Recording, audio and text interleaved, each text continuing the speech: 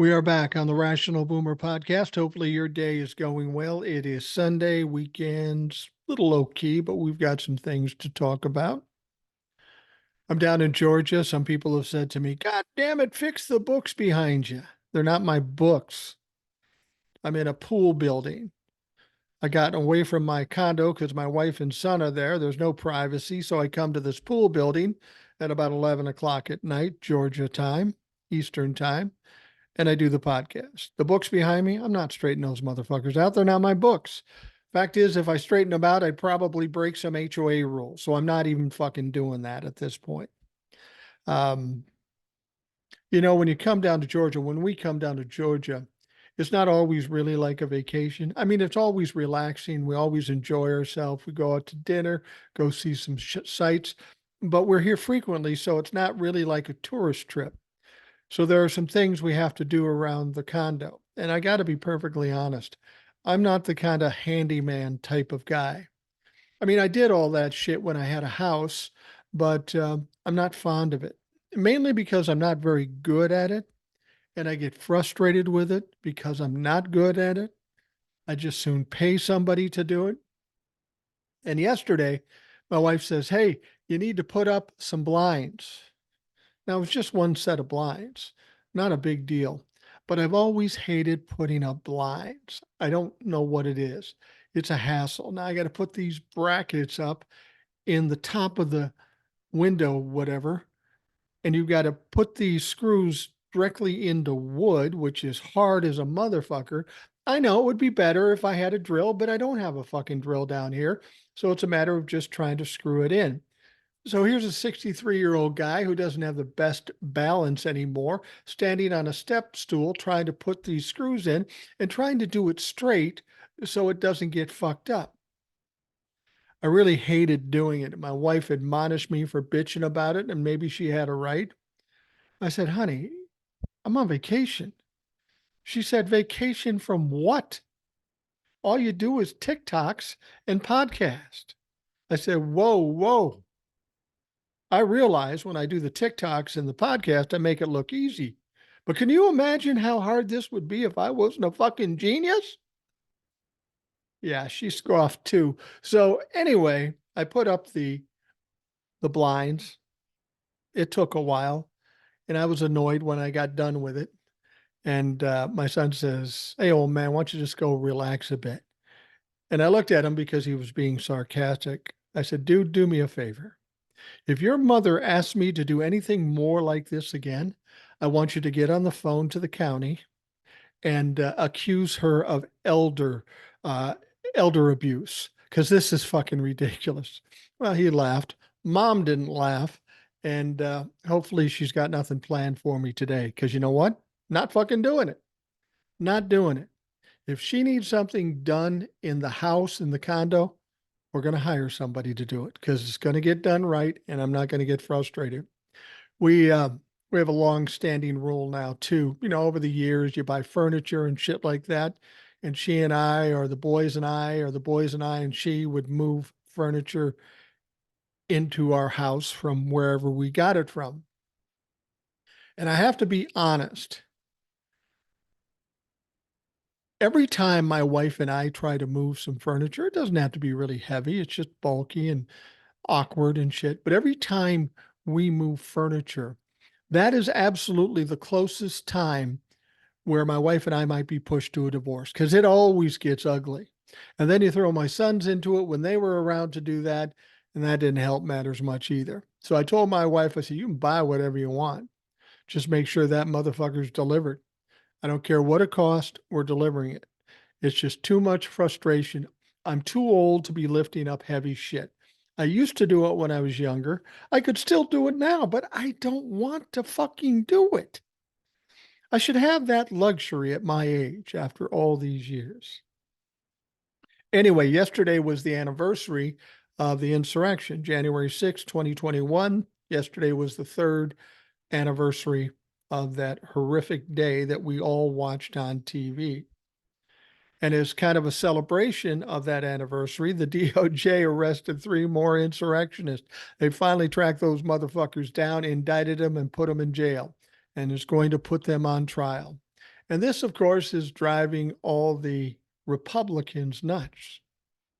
They want us to believe that this was a um, a very easygoing protest, no violence, nothing.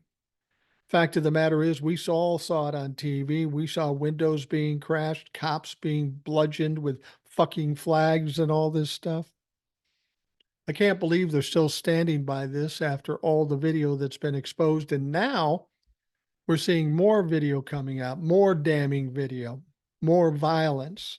So it's going to be interesting to see what they do. Now, as I understand it, um, Ashley Babbitt's either her father or her husband is suing the United States of America for her murder. Well, she wasn't murdered. She fucked around and found out. I do not feel sorry for Ashley Babbitt in the fucking least. And in one of these new videos that have come out, you can hear her screaming threats against the vice president, Mike Pence, while trying to crash through a window in the Capitol and starting to climb in. Now, her family is saying, well, the cop didn't identify him. He had a fucking uniform on. I saw him. And so he's going to try to sue the United States of America for $30 million, but he's going to end up just like Donald Trump and all the other dumb Republicans and look foolish in the end. But go ahead, do your thing.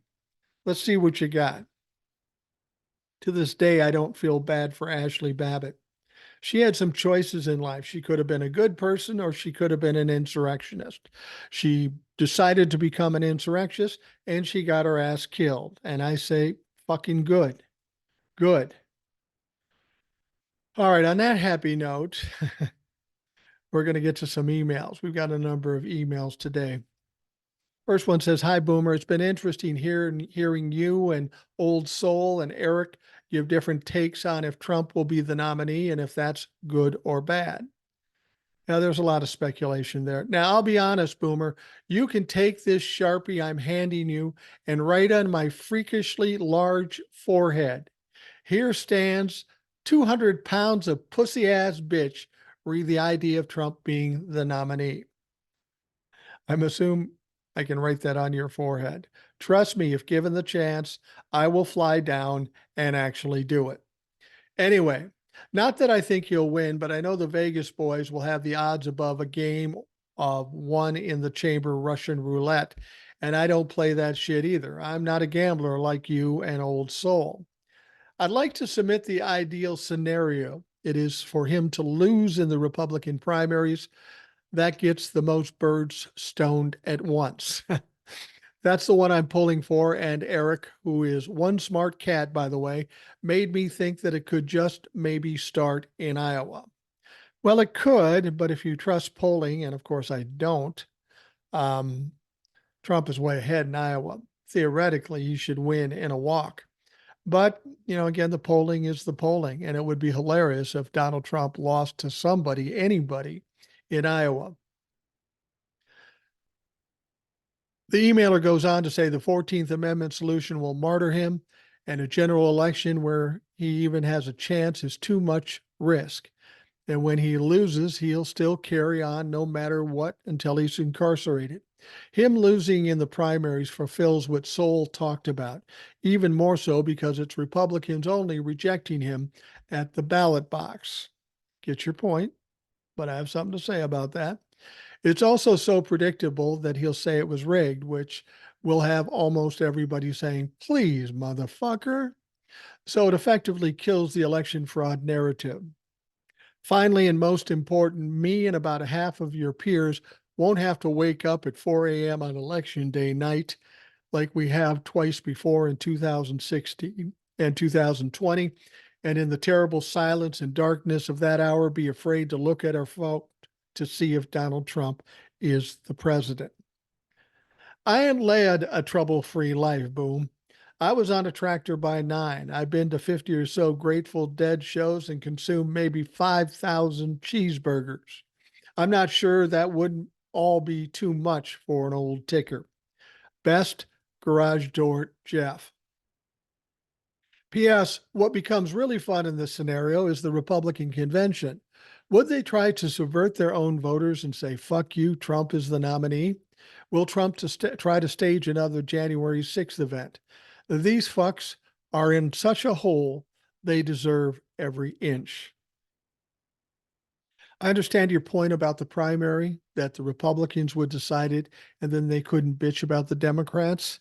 But remember this, in all these criminal trials that Donald Trump has, all the witnesses are Republicans. Not only Republicans, but people that even worked with Donald Trump, yet they're still bitching.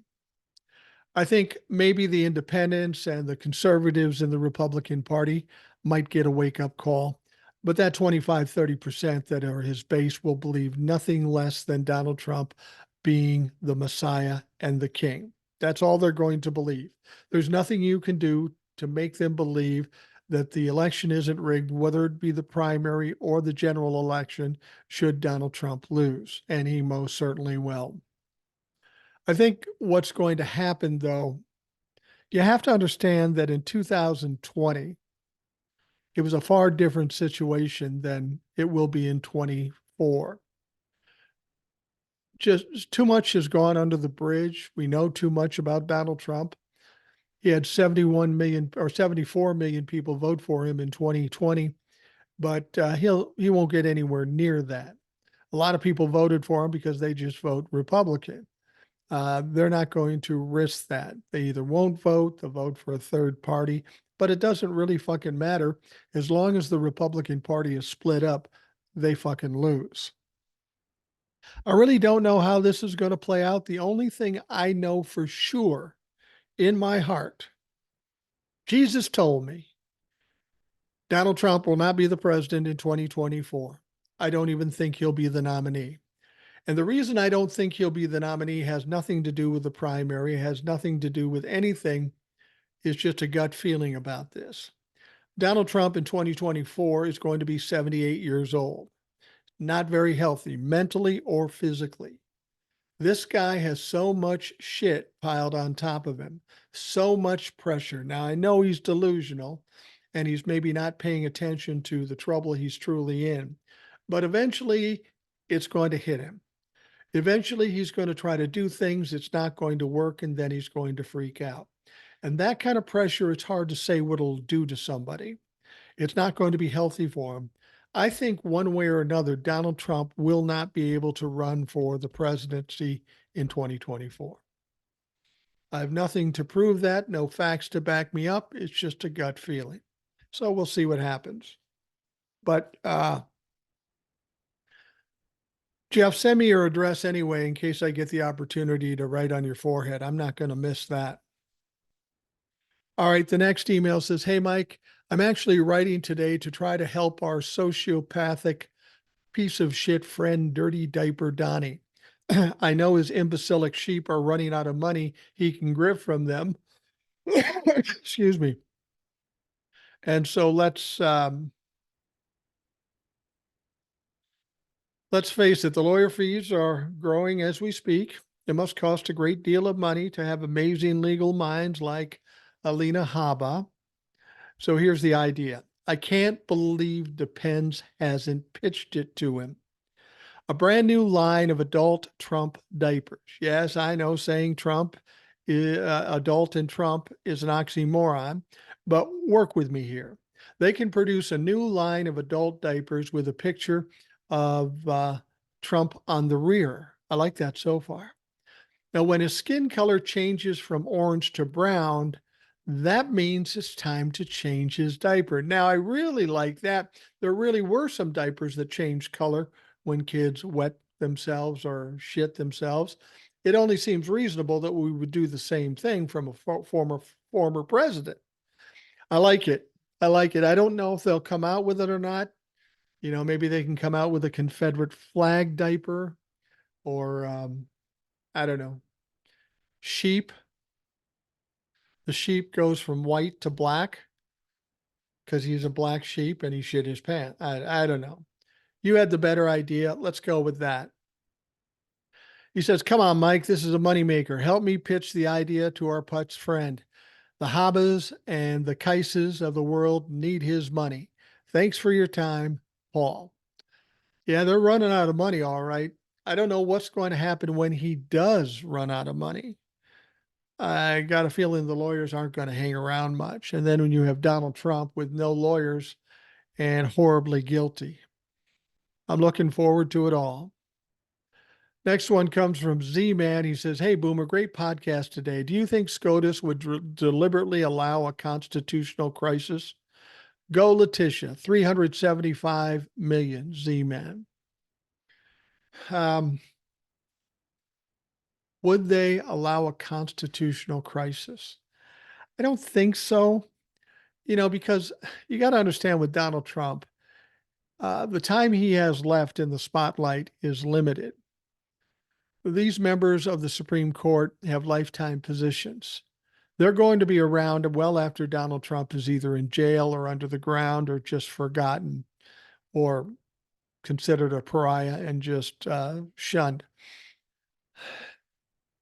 I know a lot of people think that the Supreme Court is going to side with Donald Trump because they're complicit with Donald Trump. And maybe while he was president, they felt like they needed to do that. But the fact of the matter is, like I say, Donald Trump's time is short. They have really nothing to lose. I'm not saying that they aren't going to side with Donald Trump regarding the ballot issue. There's no question they're not going to side with um, Donald Trump when it comes to the immunity issue. They're just not going to do it. It would be too much shit thrown at them, and they aren't going to take that risk. I don't think they'd intentionally go after a constitutional crisis. I don't know what good that would do them. Constitutional crisis and a fascist president, all that would do is weaken the Supreme Court. Why would they do that to themselves? Yeah, I don't see that happening. All right, the next one says, "Hello, Mike. Thank you very much for not only informing and educating us, but also entertaining us." I wonder about that sometimes. How do I entertain you? And it reminds me of remember the Mary Tyler Moore show? There was a clown on there. I can't remember his name. And he had a little thing that he says, "A little song, a little dance, a little seltzer down my pants." When anybody ever says you're entertaining, I feel like I've got to put some seltzer down my pants. Not going to happen. I don't have any seltzer. You are absolutely one of a kind, especially your ability to make so many complicated issues so easy to understand. I I mean that from the bottom of my heart. I feel like you're my longtime friend because you're so honest, so humble, not really humble, so articulate, so knowledgeable, so to the point, and so on. I appreciate that. I'm not humble as much as realistic. I know what I know. I know what I don't know. I'm good at what I'm good at. I know what I'm not good at. Putting up blinds is one of those motherfucking things that I'm not good at. Anyway, thank you for that. Despite your huge success on social media. Now, huge is subjective here. I'm doing pretty well for an old white guy sitting in his living room. I wouldn't say huge. I don't know why you have refused to monetize your channel so far. Although my experience with some other creators was that the moment they started monetizing their content, they fucked things up big time. I quickly end up unfollowing those creators, but none of them were anything close to where you are. Now, I will say this, don't think I haven't monetized it. I mean, it's not a lot of money, but the TikTok folks offer you this beta creator fund. They pay you a certain amount for thousands of views. If you get thousands of views, you get a certain amount. Started out like at $1, it's like 60 cents now. It went down to 40 cents at a time. It's not a small sum of money. I can make some money off of it. And as an old retired guy, it's a nice little chunk of money to have on the podcast, the audio version of the podcast. Um, Spotify, who hosts my podcast, we do that little ad about using Spotify if you're going to be a podcast. They'll pay me like $100 a month. YouTube might pay me $100 a month, maybe, for what I'm doing. So it's not that I haven't monetized, but a lot of these people that are monetizing and getting big followers, they don't understand the circumstances. They think, well, now I got all these followers, so everybody loves me, and I can do pretty much whatever I want. Whatever I want, they will love. Now, I spent enough time in the media to know that's bullshit. People come to a channel, whether it be mine or somebody else's, they expect what they expect.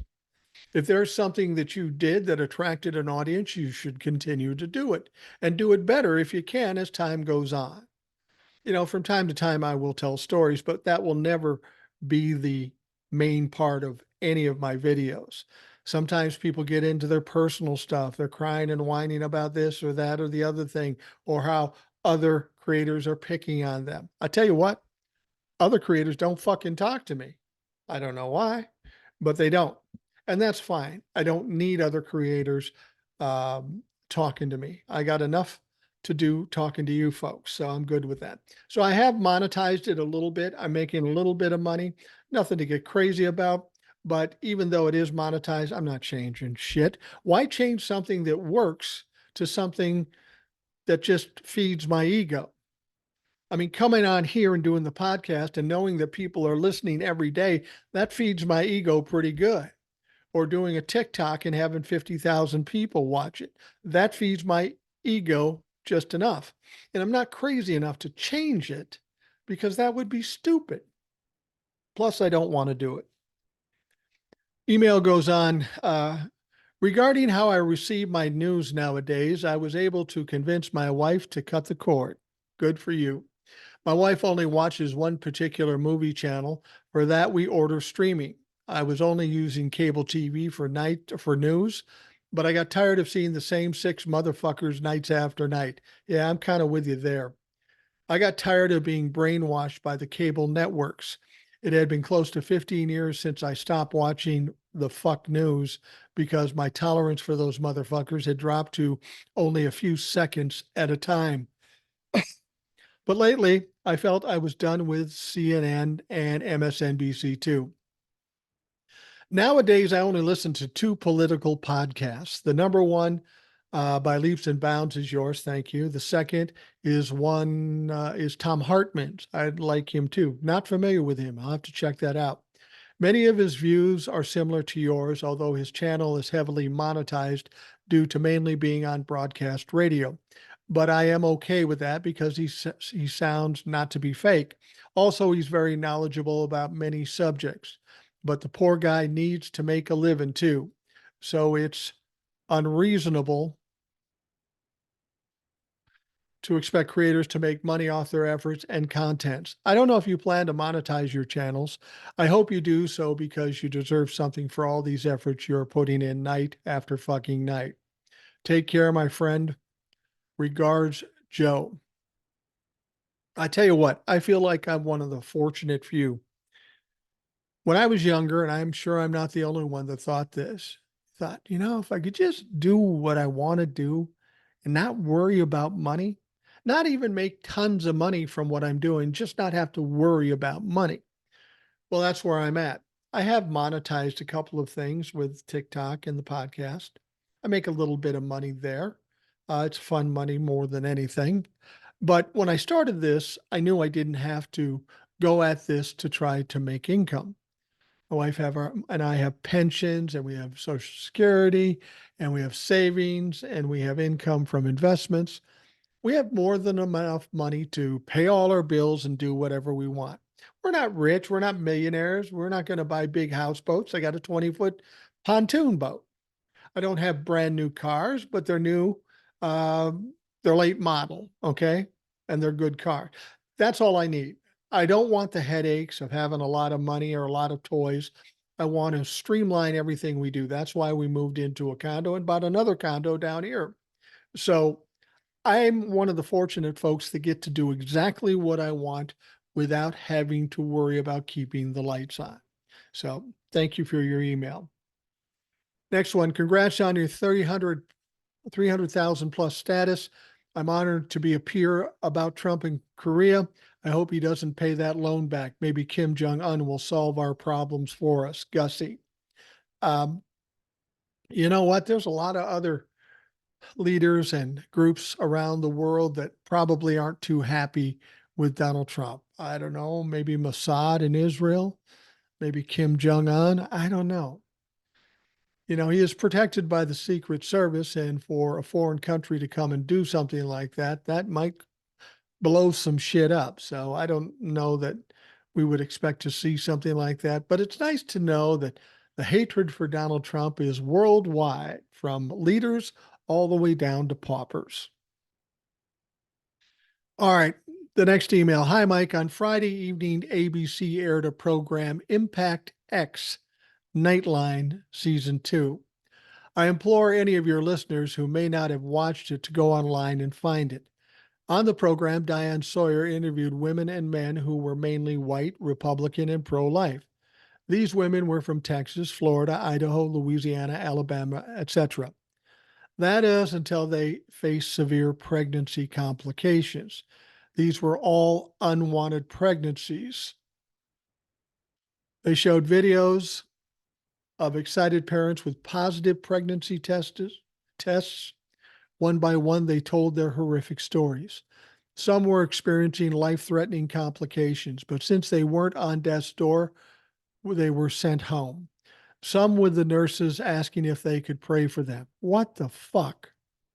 Are we a third world nation without available health care? All we can do is pray? It shows how women risk their lives, some traveling to other states, others not able to afford to leave and having to carry their fetuses to term. And at the end of the show, they asked each woman what the name of their baby was. Once again, the name of the program was Impact X Nightline. All I can say is God bless Old Soul for her work she is doing. Like I said, she not only talks the talk, but walks the walk.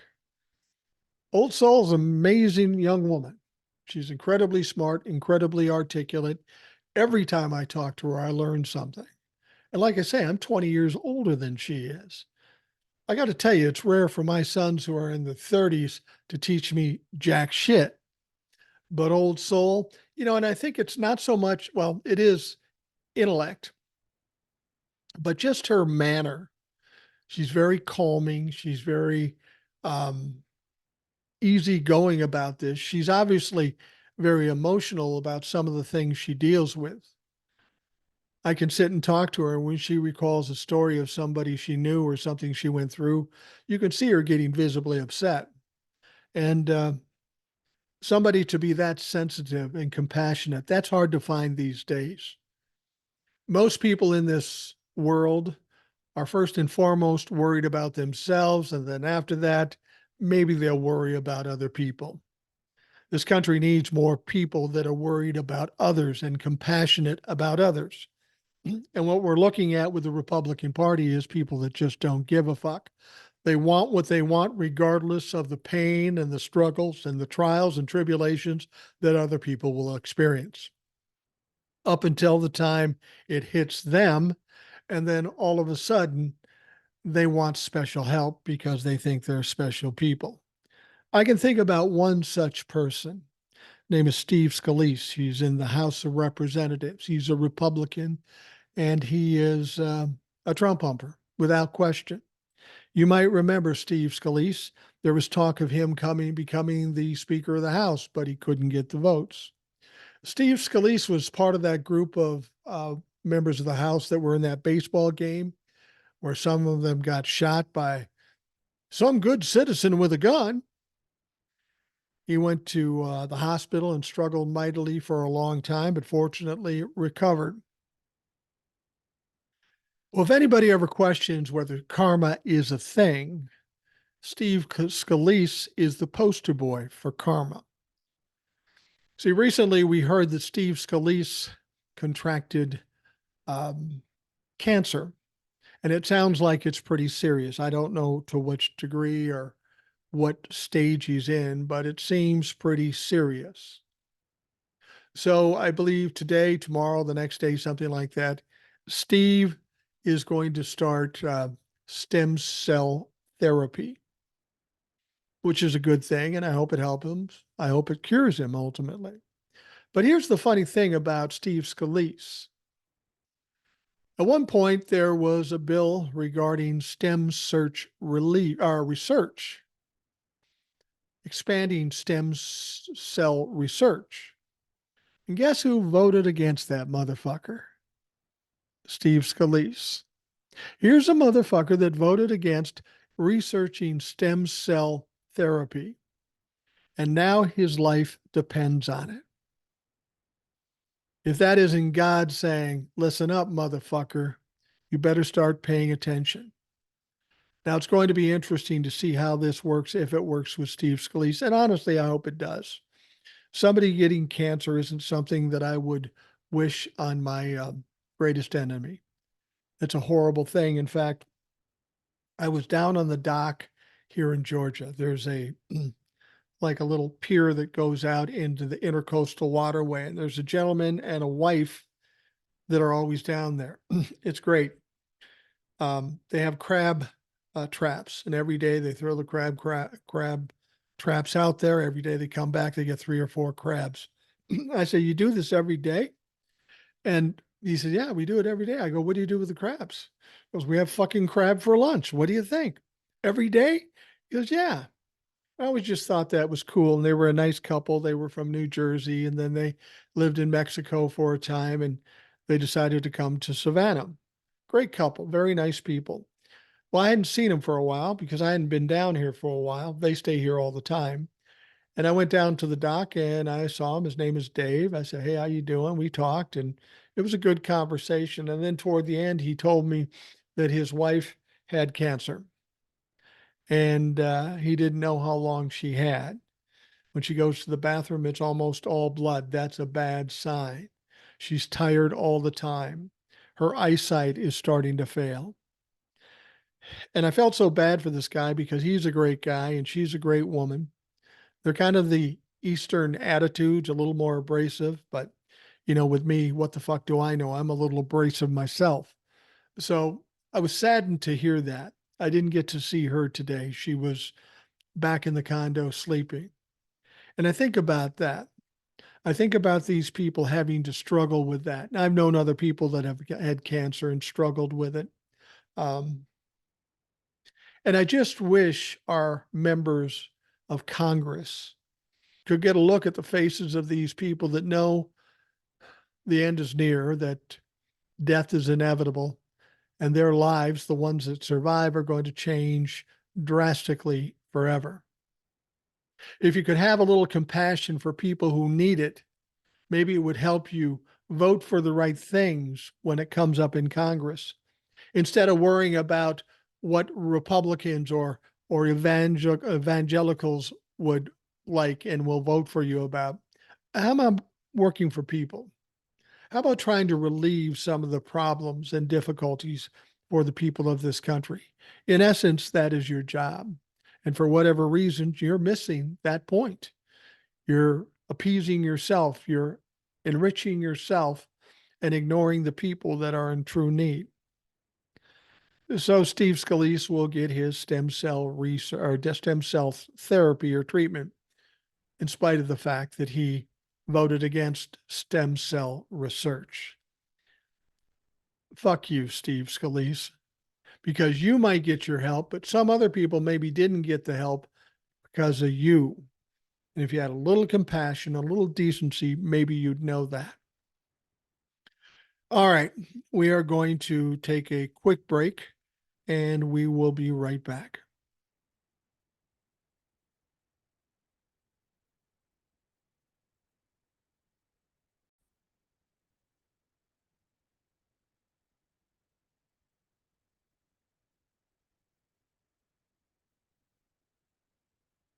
Donald Trump and his lawyer, Alina Habba, have put the Supreme Court in kind of a bad situation, and we'll talk about that in a moment. Donald Trump's attorney, Alina Habba, was likely offended or has offended the highest court in the nation with her recent comments. Habba, who recently said she'd rather be pretty than smart, found herself in hot water after she stated that the Supreme Court was likely to rule for her boss in part because they felt indebted to the former president. Specifically, Haba brought up Justice Brett Kavanaugh. I think it should be a slam dunk in the Supreme Court. I have faith in them, she said at the time of the interview. You know, people like Kavanaugh, who the president fought for, who the president went through hell to get into place, he'll step up. Now, ex prosecutor Joyce Vance is speaking out against those comments, suggesting the nation's highest court might be offended.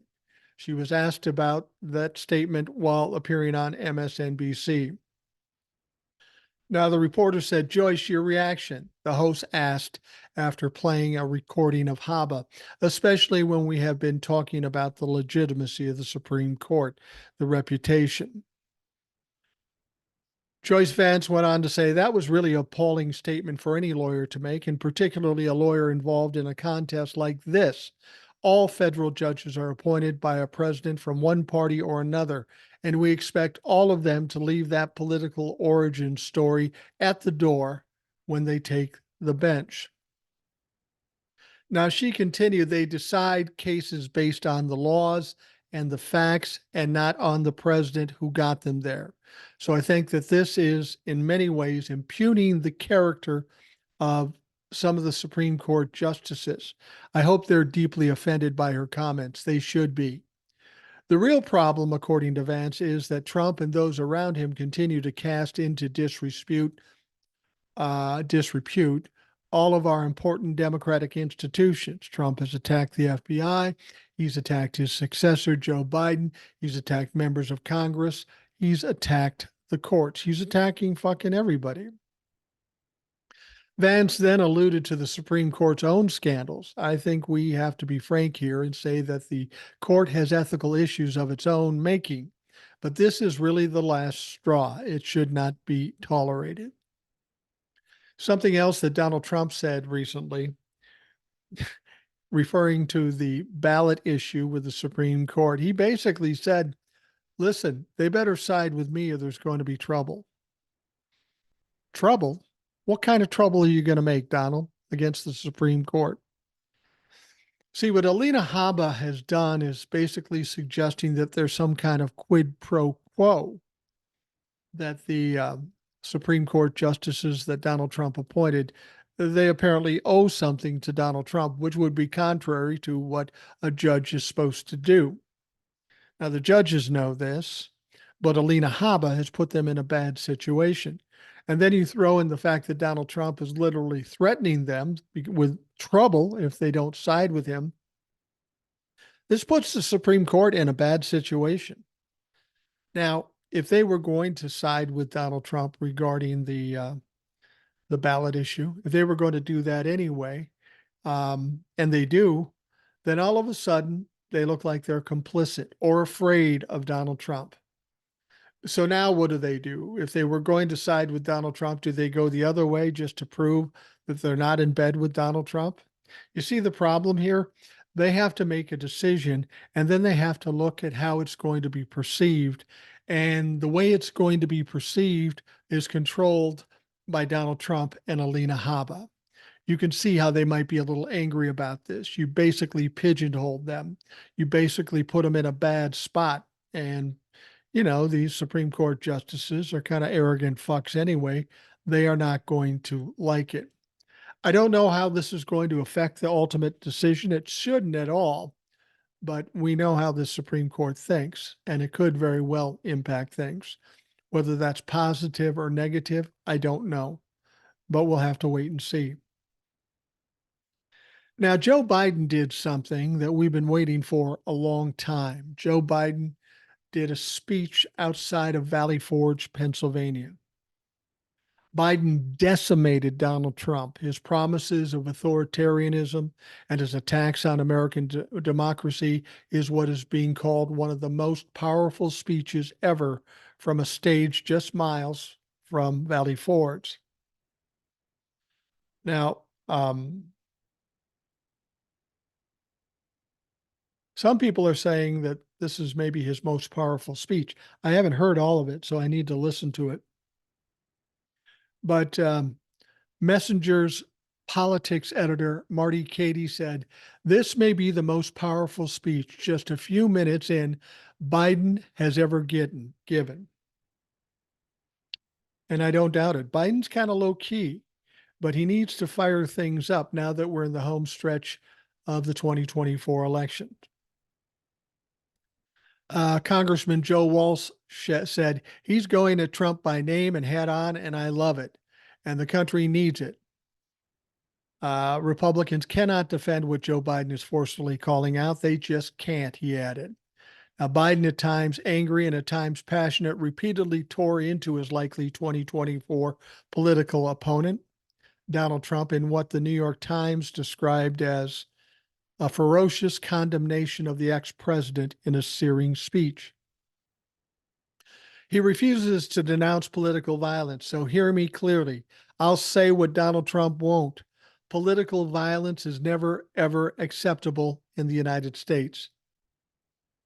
He said this, pointing his finger and speaking in an angry tone. Never, never, never. It has no place in democracy, none. He went on to say, you can't be pro-insurrectionist and pro-American. Trump is MAGA supporters not only embrace political violence, but they laugh about it. At his rally, he jokes about an intruder whipped up by the big Trump lie, taking a hammer to Paul Pelosi's skull and echoing the very same words used on January 6th, "Where's Nancy?" And he thinks that's funny. He laughed about it. What a sick, and he almost said fuck, but he didn't. But everybody knew where he was going with it when he said what he said. I went on to say, I think it's despicable, seriously, not just for a president, but for any person to say that, to say it to the whole world. Trump's assault on democracy isn't just part of the past. It's what he promises for the future. He's being straightforward, Biden added. President Biden also blasted Trump for his election fraud lies in what many appeared to see as one of the best lines from his speech. Joe Biden said, "I won the election and he was the loser." In another moment in which the president appeared angry, Biden said Trump calls those who oppose him vermin. He talks about the blood of Americans being poisoned, echoing the same exact language used in Nazi Germany. He proudly posts on social media the words that best describe his 2024 campaign: revenge, power, and dictatorship. There's no confusion about who Trump is or what he intends to do. Now, noted political strategist Christy Jackson said this speech was personal to President Biden. You could tell it in his tones and his words. Today, the president wore Beau Biden Foundation tie, and directly after the speech, the song "A Sky Full of Stars" by Coldplay was played. This song was one of Beau's favorites and was played at his funeral. Beau was a patriot in every sense of the word, and today he's smiling down, proud of the speech his dad just gave in defense of democracy in America. And I'd have to agree. And it maybe is telling us that Joe Biden and the Democrats are turning the corner on this campaign. Democrats have always been easygoing, laid back. They get to be a punching bag sometimes, and they always want to take the higher ground. I've said since the beginning of doing TikToks and the podcast, that's well and good. That may be the Christian thing to do.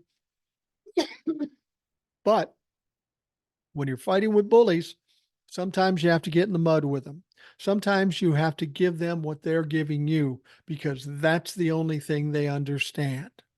Frankly, when you have somebody like Donald Trump, who is a bully and also wants to destroy this country, I say whatever it takes to turn him away and put him down.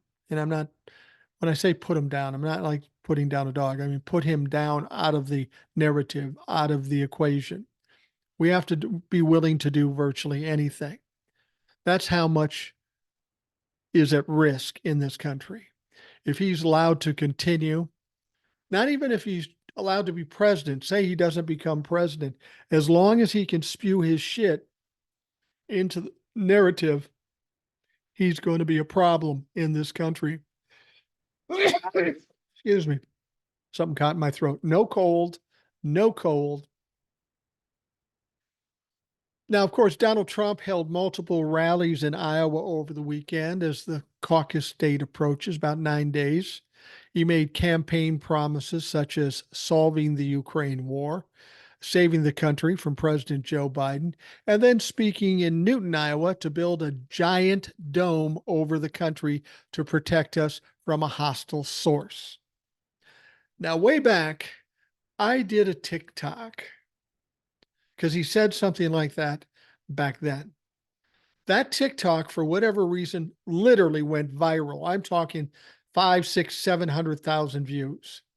And a lot of Trump-la-fucks came and said, that's not what he meant. He's talking about a special system that's like a dome. He didn't really mean a dome. That would be stupid.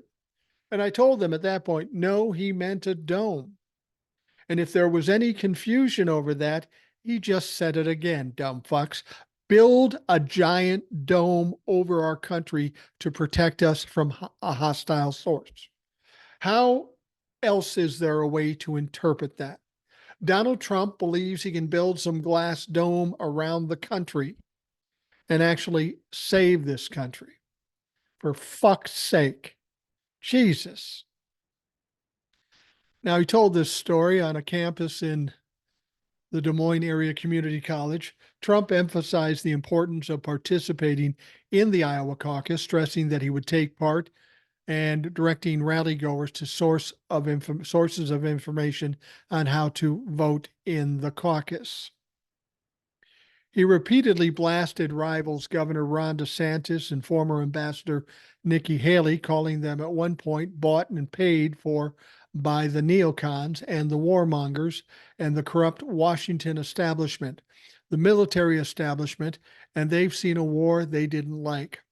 We're losing our blood. We're losing our treasure all over the world, said Trump. We want to protect our country. It was at that point he turned to the subject of a dome system to protect against hostile missiles.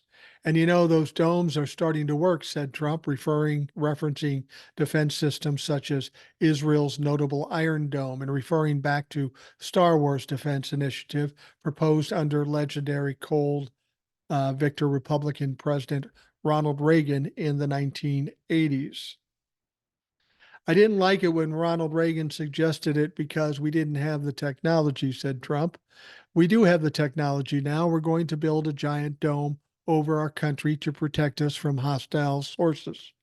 And I think it's a great thing, and it's going to all be made in the United States. And that's something that I consider productive. Donnie just making shit up again. He's talking about a dome, and then he starts to talk about technology. Now, what I understand from Star Wars, and don't quote me on this because I don't know for sure, but when Ronald Reagan started touting Star Wars, it was basically to make Russians nervous, and we really had no technology like they suggested. Because if they did, it'd still be running today, wouldn't it? Trump then did a small performance complete with bing, bing, bing sounds to liven up the quiet audience on the subject of the dome. You know, when I watch our guys operate those things, it's unbelievable. Missiles coming in, missiles coming in. These geniuses sit down. Most of them are, you know, they're from MIT, but they sit down, bing, bing, bing, bing, bing, boom. It's gone. It's amazing. I think we could use, do you like that? I mean, isn't that better than giving other countries billions of dollars? Billions. We're going to get billions of dollars out of the countries, and so they can build a dome, but we don't have, I can't believe this fucking clown. We don't have a dome ourselves. We're going to have the greatest dome ever. He then turned back to DeSantis and Haley, saying they want to send our hard earned money to bankroll endless conflict overseas. See, Donald Trump just pulls anything out of his ass and says he's going to do it. But what we learned from 2016 to 2020, all the things he claimed he was going to do, he never did. Remember, he had the best and the cheapest healthcare. We never even saw a plan for that shit. He was going to build a wall and Mexico was going to pay for it. Mexico didn't pay for shit, and there is no wall. There might have been a small stretch of wall. The Republicans will try to say, well, he built the wall, it's great. Well, if it's great, why do we have a problem today with the border? If Donald Trump had completed the wall and it was so great, why is there a problem now? Did the wall immediately get taken down when he went out of office? I doubt that. Now, there was an 8-minute video which was filmed by January 6th writer Damon Beckley. It was obtained and first reported by NBC News correspondent Ryan Riley. This is some of the new video that's come out about the January 6th insurrection. Now, what this video shows the moment rioters had made it to the doors of the House chamber, where the members of Congress were sheltering. Police officers pointed their guns at the rioters as 2 Republican members of Congress tried to reason with them. 2 Republican members. One particularly animated rioter yelled out, "They're socialist pigs." Representative Troy Nell says, "You ought to be ashamed of yourself." He said that through broken glass on the door. "I've been in law enforcement in Texas for 30 years, and I've never had people act this way. I am ashamed." That's because you've never seen corruption like we've seen in the past month, the rioter said. Now, Representative Mark Wayne Mullins of Oklahoma can also be seen with this rioter, Nels. And you remember Mark Wayne Mullins, Mr. Tough Guy, who wanted to fight the union chief, Teamster union chief. Yeah, he's a tough guy. The rioter says, "We're coming in one way or another. They can only kill so many of us," says another. At one point, as the video is pointed directly at a gun-wielding officer, a rioter shouts out, "Fucking pedophiles, we know about your pedophilia." Another one shouts, if we're gotta hang a bunch of crooked congressmen, well, we'll do that, okay?" But this was just a very calm protest. Now, when the House reconvened after the Capitol was cleared by police at around 8 p.m., both Nels and Mark Wayne voted to overturn the election. And watch segments from the video below and the full video above Ryan Riley. The moment captured in the new footage is the same one that a photographer inside the chamber caught during the riot that rocketed around the world. These Republicans are still the ones that want to tell us that this was a peaceful protest, that nothing happened here. I mean, they're still trying to push that narrative. The Speaker of the House, Mark Johnson, is trying to tell us that that is what happened. You see what's happening here? We are in the home stretch before the 2024 elections. In spite of all the things that the Democrats have done up to this point, they've been holding back a bit. They've been holding back evidence and videos of January 6th. Joe Biden has been more calm and collected when he's given speeches. But now we've turned the corner. We're in the home stretch. Joe Biden is seriously concerned about the prospect of Donald Trump becoming president. I firmly believe that is the only reason Joe Biden has decided to run in 2024. I believe he would have retired and not run for re-election had that not been the case. He said as much. I think the Democrats know what they need to do, and they are going to kick it up a couple notches. And it's going to be tough for the Republicans to defend. That, coupled with all the trials coming up and all the things ahead for Donald Trump, none of it is going to be good. None of it at all is going to be good. And they are going to be in deep fucking trouble. What we're seeing out of Joe Biden and some of the evidence coming out, I hope this is a sign of things to come. I hope, in fact, they're going to ramp things up and shove it down the Republicans' throats, because that's what needs to be done. There's no more time to be the better person, the bigger person, or to take the high road. With what's at risk, we need to do absolutely everything we need to do to ensure Donald Trump is never the president again, and that the Republicans lose power in the House and the Senate. We've got to do that. Even if it were a sure thing, and I think Donald Trump losing the presidency is absolutely a sure thing, but even if it is a sure thing, this is not a time to sit back on your laurels. This is the time to step up, pour on the heat, and go full force ahead and run over the top of them. Now, Donald Trump's niece, you remember her, Mary Trump? She's a psychiatrist, I believe, or at least a psychologist. She dropped some insider information on her uncle on Friday, revealing to the world that the former president will be hurt by the civil fraud case he's facing. You heard me say that, didn't you? The civil fraud case is going to be the biggest problem for Donald Trump. Trump, who went on a social media posting spree targeting New York Attorney General Letitia James, presumably after learning that she asked for more than $100 million in additional damages in the fraud case.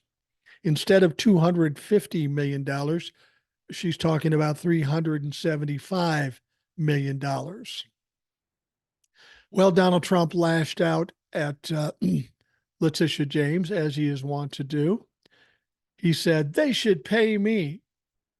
But Mary Trump says the media missed the biggest part of the story in terms of its potential impact on her uncle. While everyone is focused on Letitia James' request in court today, I will provide some analysis and also a very big piece of information that corporate media is missing.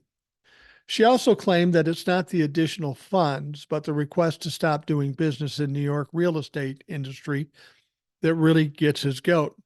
Knowing Donald as I do, I know that it's the second request by Letitia James that will really get under his skin. Mary Trump wrote citing James' filing urging Judge Engoron to bar Trump from New York real estate for life. Donald Trump spent his entire adult life creating an image that he was a real estate genius at the top of his game. This was his obsession and fantasy, built entirely on the back of my grandfather's success, a lifetime of lies and bank loans, and Mark Burnett's tragic decision to center the Celebrity Apprentice around a failed businessman. That's why I like Mary. She says it like it's supposed to be. Now, according to Mary Trump, his house of cards is about to collapse. All that might be pushing Trump to face some tough decisions, according to Mary. While a possible $370 million fine and a lifetime New York real estate ban would rock Donald Trump's world, there is one very realistic outcome that could send Donald on the brink of ruin: being forced to sell Mar-a-Lago. For that possibility, I spoke with attorney George Galina, who told me just how likely that scenario really is. Galina, according to Mary Trump, said simply, the answer is yes. Regarding what will happen with Mar-a-Lago, Mary Trump adds, I have some ideas about how the property can be repurposed, and I'm throwing a party. Are you coming? Yeah. She's absolutely right. That may very well be the one thing that takes him down. Mar-a-Lago is his pride and joy. It's his home, essentially, now that he left New York. Remember, he left New York because he thought he could run away from some of the criminal charges, which he quickly found out he couldn't do. Now, Mar-a-Lago has been invaded by the FBI because of his classified documents theft.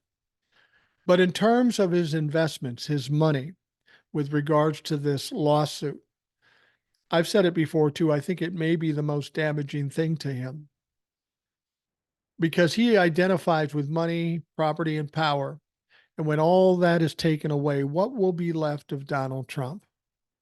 I mean, he can bullshit and lie and bully and do whatever he wants, but if he's broke, has no property, and he's a failed businessman, he has nothing. He is a narcissist to the nth degree. And once a narcissist has been put in a situation where they look like a failure, they just kind of implode, they disintegrate, they're done. Oftentimes, that's when they'll bolt. Now, with Donald Trump, I don't know where the hell he could go. Everywhere he could go, he is known. The Secret Service is around him at all times. They are a law enforcement arm. If they were to let Donald Trump blow the country, they would be in trouble themselves. So if they're going to go, they all better go because they aren't going to have a place here with freedom in the United States. The interesting thing to understand is that that decision is coming soon. The final arguments have been made. Letitia James is asking for $375 million. Now, let me just tell you, based on what I've seen with Donald Trump, his taxes, and how he consistently has to grift money from his followers, he doesn't have $375 million. So what's that mean? Well, they're going to take the property. But then there's something else to consider regarding the property. How leveraged is that property? Meaning you have a $50 million building, let's say, for example, but 40 million of it is in a mortgage or a loan. That means he only has $10 million of equity. So with only $10 million of equity, he isn't pulled out of the hole by the whole 50,000 or $50 million.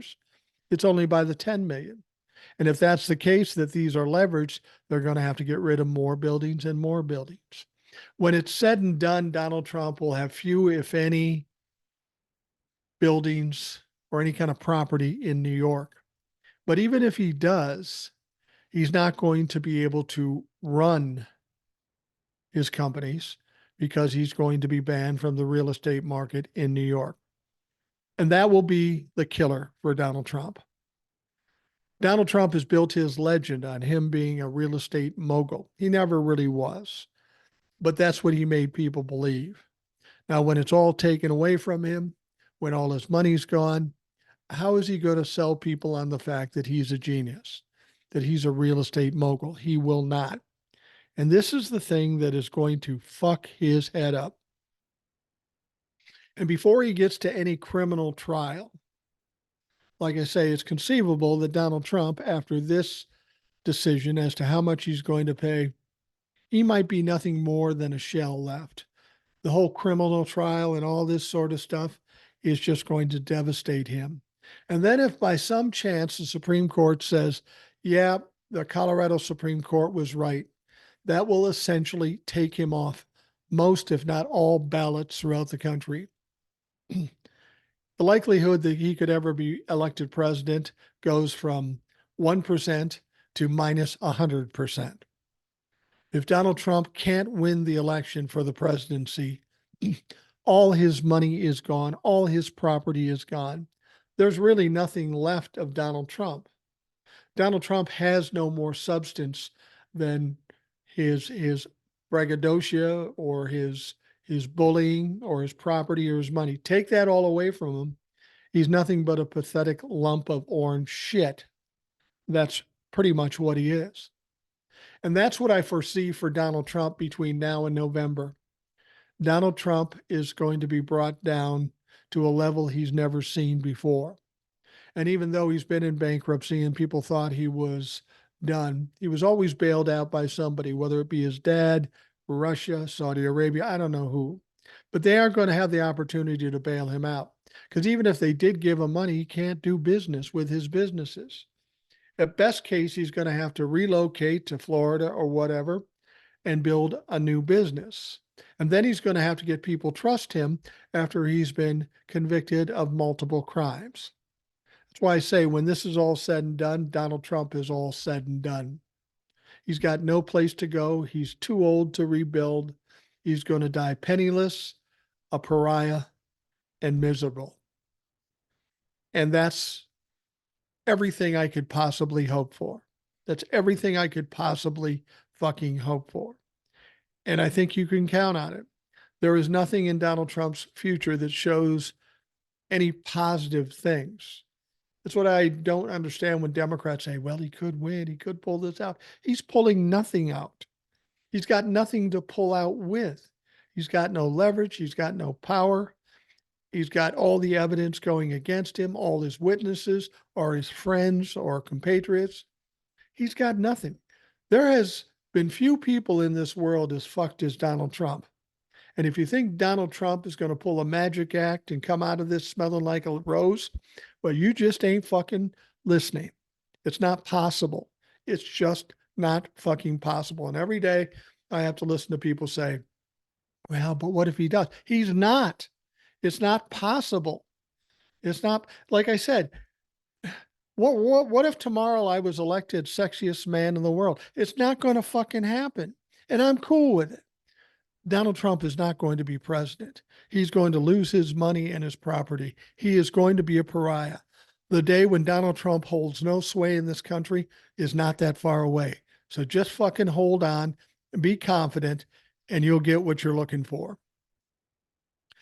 All right, we're going to wrap up the Rational Boomer podcast. I want to thank you for taking the time out of your day to listen.